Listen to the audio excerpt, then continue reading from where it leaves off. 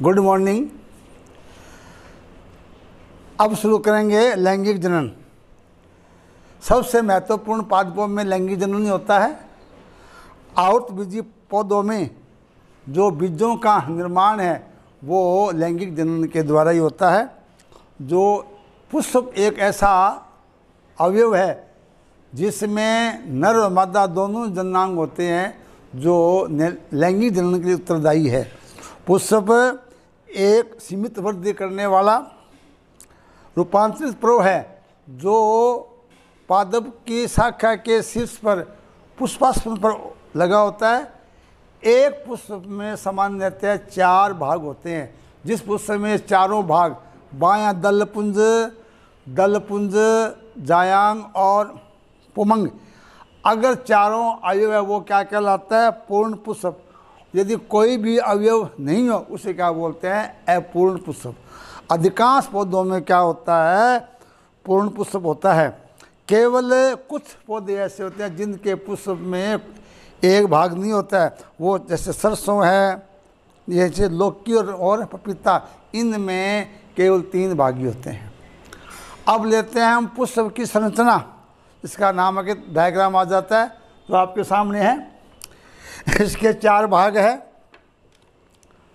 पहला है बायां दल,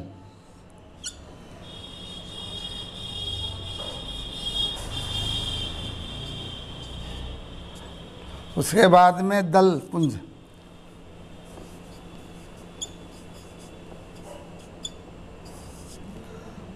तीसरा है पुंकेसर,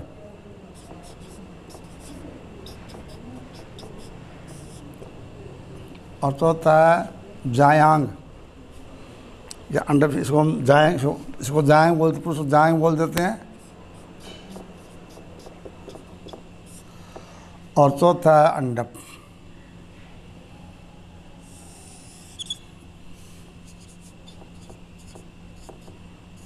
तो पुष्प के 4 चक्र होते हैं इसमें। इन चारों चक्रों को मिलाने पर पूर्ण पुष्प बनता है। पहला होता है कैलिक्स यानी बायां दलपुंज। यह पुष्प का सबसे भारी चक्र होता है और ये हरा होता है। ये पुष्प के लिए भोजन का निर्माण करता है क्योंकि इसमें क्या होता है? पर्णहरित होता है। तो इसमें सूर्य की प्रकाश की उपस्थिति में भोजन बनता है, यानी प्रकाश संश्लेषण क्रिया होती है जो भोजन निर्माण का कार्य करती है और इसकी अन्य 3 भागों की सुरक्षा भी करता है। दूसरा है दलपुंज जो विभिन्न रंगों में होता है, कहीं बैंगनी, लाल, गुलाबी। आप जो कहीं बाग में जाते हैं तो वहाँ कितने प्रकार के पुष्प होते हैं, वहाँ हर एक रंग बिरंगे पुष्प होते हैं, वहाँ मन लगता है। तो ये सारा काम किसका होता है? दल पुंज का होता है। ये दूसरा चक्र। इसमें कई दल होते हैं, 4 भी होते हैं, 6 भी होते हैं, 8 भी होते हैं। और ये रंगीन होने के कारण ही ये कीटों को आकर्षित करता है जो परागण क्रिया में सहायक कीट है, जानवर है, मनुष्य है, इनको ये दलपुंजी आकर्षित करते हैं। और इस कारण इसमें क्या होता है? परागण क्रिया होती है। परागण क्रिया मतलब अंडे और परागकणों का जो संयोग है वो परागण होता है। तो परागण क्रिया में ये दलपुंज सहायक होते हैं। तीसरा है पुमंग और जायांग। पुमंग नर भाग और जायांग मादा भाग। इसमें पुमंग में 3 भाग होते हैं। इस प्रकार ये पुमंग की संरचना होती है।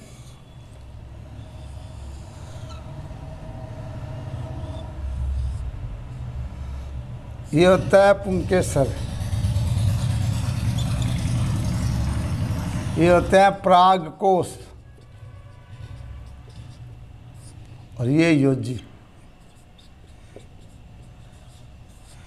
यानी जो नर भाग है इसको हम जायांग बोलते हैं और एक जायांग में 3 भाग होते हैं, परागकोश, पुतंतु और पुंकेसर। इसी प्रकार जो स्त्री केसर उसमें भी 3 भाग होते हैं।